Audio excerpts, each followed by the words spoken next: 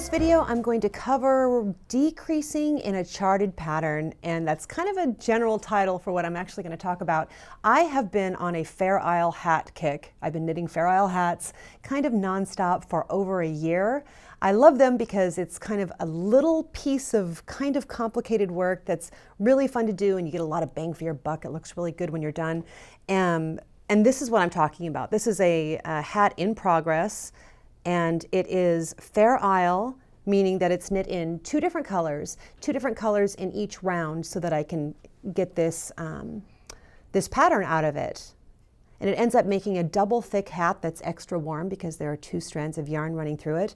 Anyway, since I've been knitting a lot of these hats and posting a lot of pictures to social media, people have been asking me a lot of questions about charted hat patterns, especially with Fair Isle, but what I'm going to demonstrate, what I'm going to show you, actually works for charted stitch patterns as well.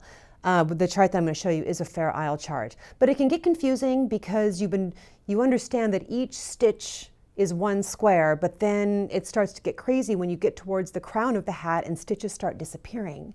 And I think people overthink it a little bit, but I'm going to explain it here to make it really clear for everyone who's on a Fair Isle hat knitting kick with me, maybe. Let's go and take a look.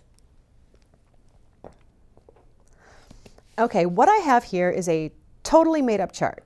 I made this up. I don't know what it would look like if it is knitted up, but it shows everything I want to show, and it is really typical of a Fair Isle hat pattern.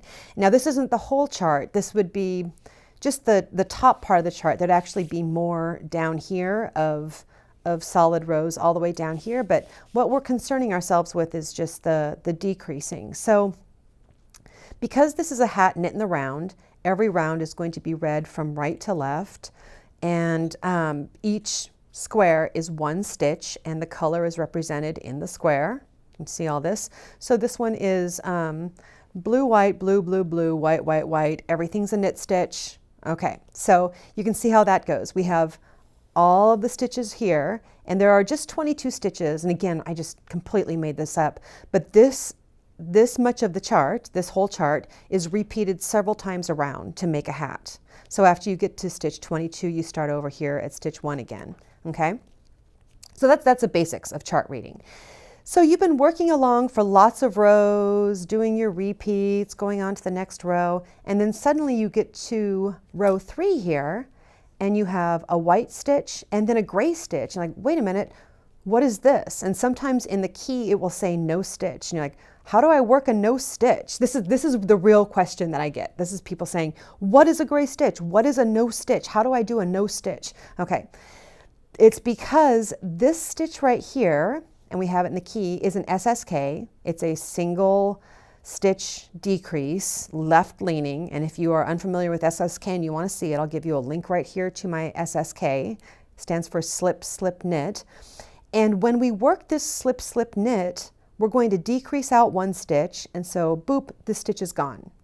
So when you're reading the chart, you're going to knit a white one, let your eyes glaze over this, and then in white, do an SSK, and then work across your row until you get to this stitch that has a mark in it, and this one is a knit 2 together.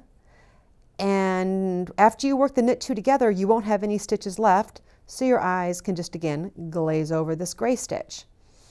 And then round 4, that stitch is still grayed out. It did not grow back. So you're just going to read the chart all the way across, just ignoring the gray stitches. Then we get to round 5 and we have a blue stitch and then 2 gray stitches, just ignore them, and then an SSK. And the reason we have 2 is because we still have, this stitch is still decreased out, and then we have another one.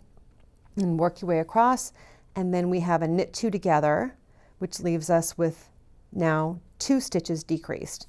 And then you'll repeat this all the way around the hat. And that's how it's going to go. As you're shaping the crown of the hat, and you're getting to the top of it, there are fewer and fewer stitches.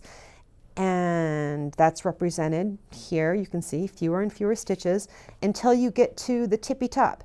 And then right here at the very top of the crown, we have a different symbol, and this is a double decrease. And there are different ways of working double decreases. The one that I have here is one that I like, which is slip 1, knit 2 together, pass, slip, stitch over, which is kind of a bind off. And you bind off that last stitch over the knit 2 together you just worked, but it's a double decrease, which gives us 2 empty squares. So we went from 3 stitches to 1 stitch because this is a double decrease, and it's worked in blue. You always work the decrease in the color that the symbol is in.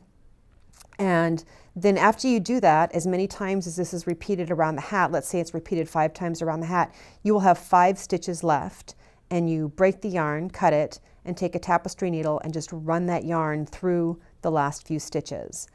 So really, as we're looking at this, the gray stitches are no stitches, and don't overthink it. There is just no stitch there. Just ignore them, jump from the first colored stitch to the next colored stitch, ignoring the grayed out ones. I know charted patterns can be a bit intimidating for people. I'm going to say, give it a try. Give it a try with the simple pattern. I'll give you a link to my Learn to Knit Fair Isle hat here, which is pretty simple. It's really simple, actually. It's your first Fair Isle project, so I have kept it pretty simple. But I've had people ask me also, do you know where I can find Fair Isle patterns that are written out and not charted? And I think you're going to have a really tough time finding those instructions, because it's really unlikely that a designer is going to say knit 4 blue, knit 2 red, knit 4 blue, knit 3 red. It's much easier to put it in chart. So if you like knitting Fair Isle and you're intimidated by charts, I say give it a try. These are the sort of things that you can just keep working on and getting better at. And the more you do them, the more comfortable you are, the better you are at them. Anyway, I hope that answers your questions about decreases in charted patterns. Good luck.